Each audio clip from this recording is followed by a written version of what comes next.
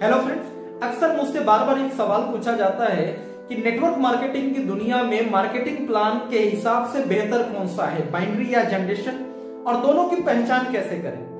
अब दोनों में बेहतर कौन सा है वो इस वीडियो के लास्ट में आपको खुद ब खुद समझ में आ जाएगा।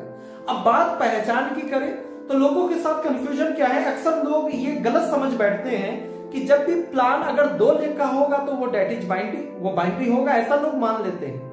और अगर प्लान 2 से अधिक लेग का है, मल्टी लेग का प्लान है, तो वो जनरेशन होगा, जबकि ये बिल्कुल मिथ्या है, बिल्कुल गलत है, ऐसा बिल्कुल भी नहीं है। आज बाइनरी कॉन्सेप्ट, बाइनरी एक कॉन्सेप्ट का नाम है।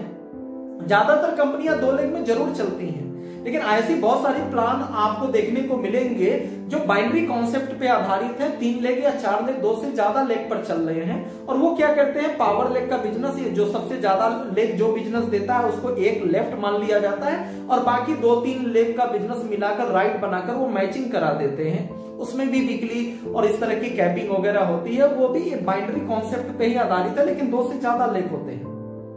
और दूसरी जो चीज है, आज जनरेशन में भी आपके मल्टी लेग की जगह कम लेग और 2 लेग वाले भी प्लान चल रहे हैं। तो लेग की संख्या के आधार पर हम बाइनरी या जनरेशन नहीं बोल सकते। तो कैसे हम समझेंगे what is binary and what is generation?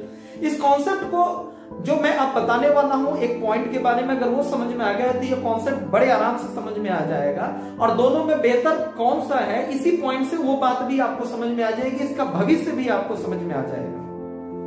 बड़े आसान सी चीजें आप समझ सकते हैं। जब भी कोई भी किसी भी कंपनी का जो बाइनरी प्लान होता है, जब उसका प्रोस्पेक्टस, जो उसका मार्केटिंग प्लान, पीडीएफ कुछ भी आप जब देखेंगे तो उसके प्लान में ये तो लिखा होता है कि पर्टिकुलर इतनी बीवी की मैचिंग कराने पर, इतना टर्नओवर लेफ्ट और राइट मैचिंग कराने पर आपको पर्टिकुलर स्पेसिफिक 1000 का पेयर, 500 का पेयर, आपको ये इनाम आपको मिलेगा।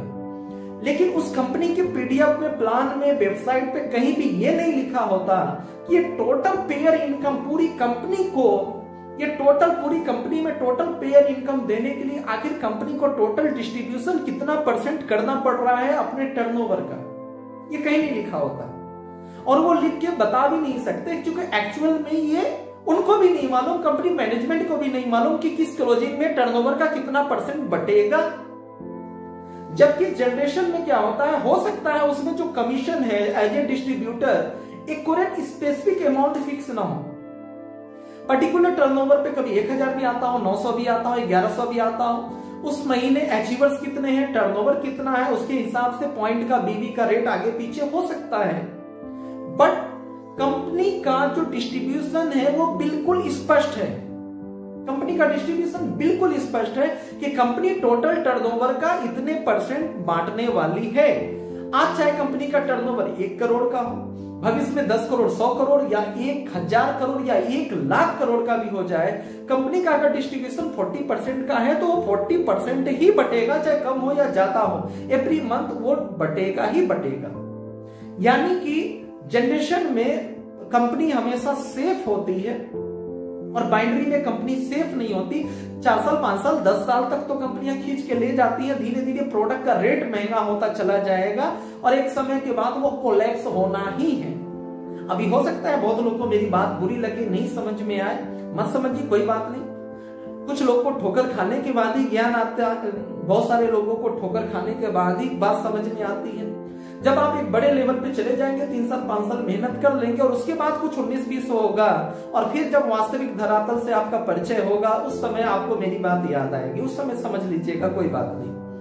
दूसरी एक मिथ्या, एक मिथ और भी ज्यादा प्रमोट होता है कि बाइनरी जो प्लान होता है ना उसमें कैरी फॉरवर्ड होता है, जनरेशन में तो लैप्स हो जाता है, वहां तो ज्यादा मेहनत करना पड़ता है, आपका मेहनत बर्बाद हो जाता है। बाइनरी में तो मेहनत रिजर्व रहता है, अगर 1 लेग चल गया तो दूसरे लेग में डालो और पैसे कैश करा लो।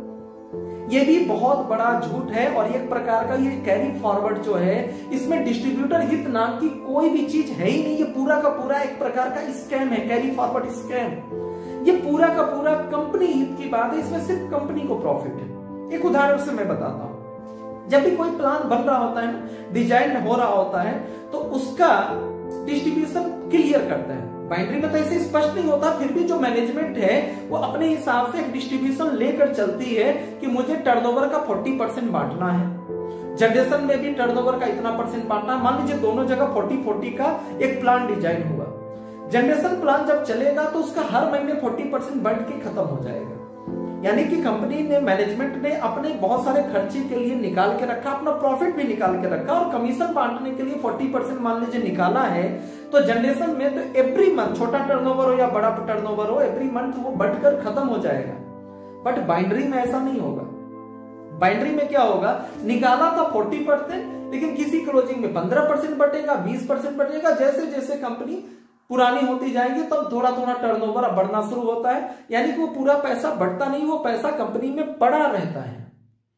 और इसीलिए बोलते हैं कि यहां पे कैरी फॉरवर्ड होता है। जब आप वीकर लेग से मैचिंग कराएंगे तो आपको मिल जाएगा। भाई कंपनी ने प्रॉफिट अलग निकाल रखा है और कैरी फॉरवर्ड के लिए, कैरी फॉरवर्ड और डिस्ट्रीब्यूशन के लिए पैसा अलग से निकाला था। उसके बावजूद भी जो भी मैच नहीं हुआ वो कंपनी की संपत्ति है। जनरेशन में तो पूरा का पूरा टर्नओवर हर महीने डिस्ट्रीब्यूट कंपनी कर रही है, जो कमीशन का पार्ट था। लेकिन बाइंडिंग में कमीशन के लिए निकाला तो था, लेकिन हर महीना वो डिस्ट्रीब्यूट नहीं हो रहा है। तो एक्चुअल में जो ज्यादा पैसा है, जो ट्रांसपेरेंसी है, वो जनरेशन में ज्यादा है।